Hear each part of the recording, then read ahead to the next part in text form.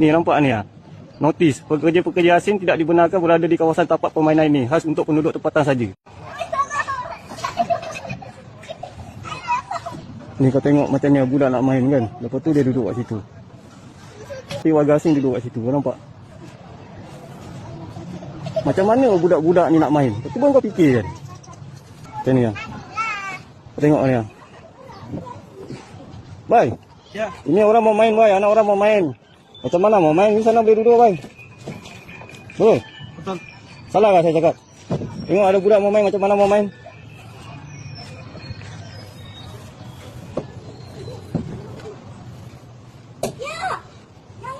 Bye. Nama apa nama? Orang mau main lah. Sana duduk lah. Salah kah? Fikirlah otak dah fikir otak. Ada otak fikirlah. Orang mau main, you duduk sini buat apa?